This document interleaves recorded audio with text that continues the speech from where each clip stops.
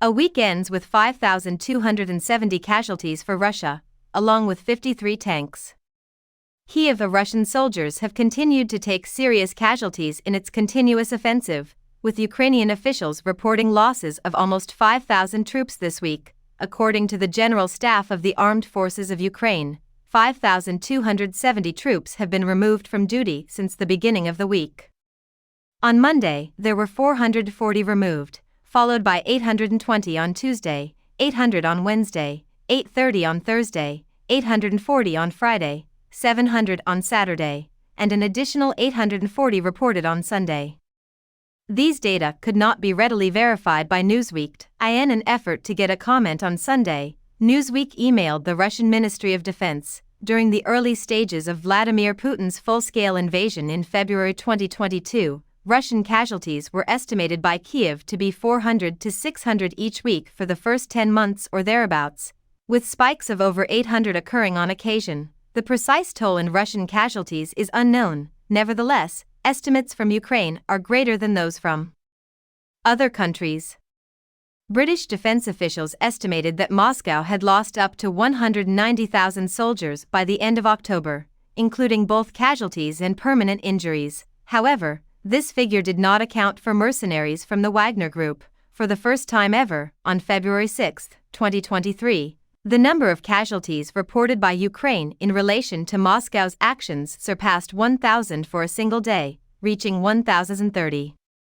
The four-figure daily toll has become increasingly common in recent months, especially since Russia began its onslaught on Avdiivka and the Donetsk region in October. The death toll reached 1,380 on October 19, while the most recent estimates, as reported by Ukraine, have the Russian casualties at 370,000. Is yet unknown how many Russians have died, but reports from the front indicate that the Kremlin's forces were disorganized, making tactical errors and suffering from equipment shortages, all of which contributed to heavy casualties.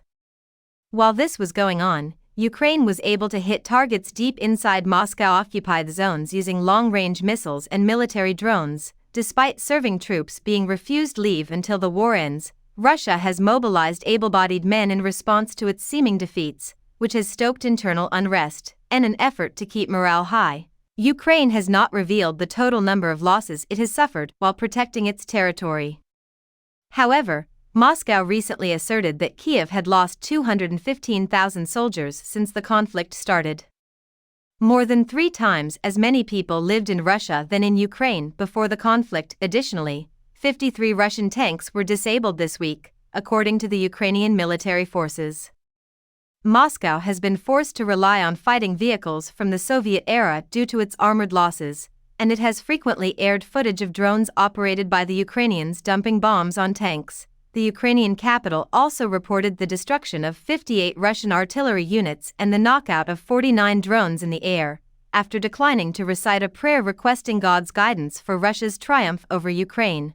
A well-known liberal priest is now facing expulsion from the Russian Orthodox Church. The church court's decision to expel from Holy Orders Alexei Yuminsky for betraying his priestly oath was announced on Saturday. Patriarch Kirill, who is a staunch supporter of President Vladimir Putin and the head of the Russian Church, was asked to sign off on the decision. This instance exemplifies the Church's efforts to silence its members who disagree with Putin's special military operation in Ukraine, which is entering its second year and is showing no signs of abating. According to the Church court, Yuminsky betrayed his oath by declining to recite Kirill's mandatory reading of the Prayer for Holy Rus, an outdated term for Russia, during religious services.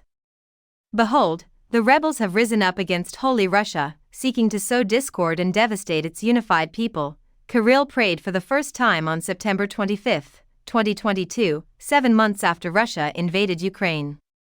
Stand up and rescue your people, use your might to help us win this battle. By reading out prayers for peace instead of triumph, for example, dozens of Russian Orthodox priests have been penalized for defying the Church's stand on the war, according to Christians Against War, an online group that has tracked their cases. So far, Yuminsky's death has been the most publicized. Before his sudden dismissal this month, just before Orthodox Christmas, he had worked for 30 years as senior priest at Moscow's Church of the Life-Giving Holy Trinity. His dismissal set the path for Saturday's verdict. Notable for his work with terminally ill children and adults, he presided over the funeral of Mikhail Gorbachev, the former president of the Soviet Union, in 2022. Special military operation and war terminology, according to an interview Yuminsky gave last November, are in no way compatible with the liturgy of the Church. The one who prays more for peace than for victory and understands that any victory is always a Pyrrhic victory in these wars. Were the priests whom he said Christians should seek out, he said. Any success in today's conflicts is nearly invariably the result of destroying oneself, because the Holy Synod had not yet examined and authorized the prayer that Yuminsky was accused of refusing to read. Ksenia Luchenko, an expert on the Russian Orthodox Church at the European Council on Foreign Relations, said that the finding against him was irrational. Patriarch Kirill's usurpation of power in the Russian Orthodox Church and violation of its statutory documents was her rationale for his punishment. Regarding his dismissal, Yuminsky has remained silent. The decision to expel him was made in his absence, according to the Church Court, because he did not show up after being summoned 3 times, since Andrei Tkachev, a strong advocate for the war, succeeded him as priest of the Holy Trinity Church. 11,627 Orthodox believers have signed an open letter endorsing him. The choice, they argued, had been a tremendous source of suffering for them and would strip thousands of individuals of a spiritual anchor. Many believers, children's hospice patients, hundreds of prisoners, and thousands of homeless people are deeply saddened by this tragedy. I guess we might say that 2023 was a bit of a bust, Rishi Sunak, the Prime Minister of the United Kingdom, had assured us, following the whirlwind tenures of Boris Johnson and Liz Truss, that we would have a government that is competent, professional, honest, and accountable. Can you recall Liz? She seems like a forgotten stand-up comedian these days. Sunak, on the other hand, led us deeper into the conservative psychodrama via The Looking Glass. Outside of this area, things have not looked well. Many Americans now consider Donald Trump the frontrunner to succeed Barack Obama in the presidency. The conflict in Ukraine shows no signs of ending. The risk of the rest of the world becoming bored and giving up is too great. On top of that, there's the climate catastrophe and the ongoing conflict in the Middle East. However, fresh optimism is brought about by the turn of the year. Numerous nations are holding elections, the United Kingdom and the United States included. We must have faith in transformation. That a better option does exist. Even more so now, our reporting feels particularly vital, and The Guardian will keep covering events worldwide. However, supporting a news collecting organization is not a walk in the park. It is my sincere hope that you will be able to contribute financially this year. The Guardian, not me personally, though you're welcome to do so if you so desire.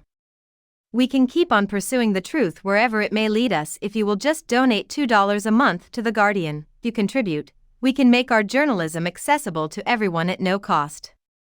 Our news stories and commentary will never be hidden behind a paywall. Your assistance is crucial to our success. When we say we're in this together, unlike our politicians, we really mean it. Bring in the new year with joy.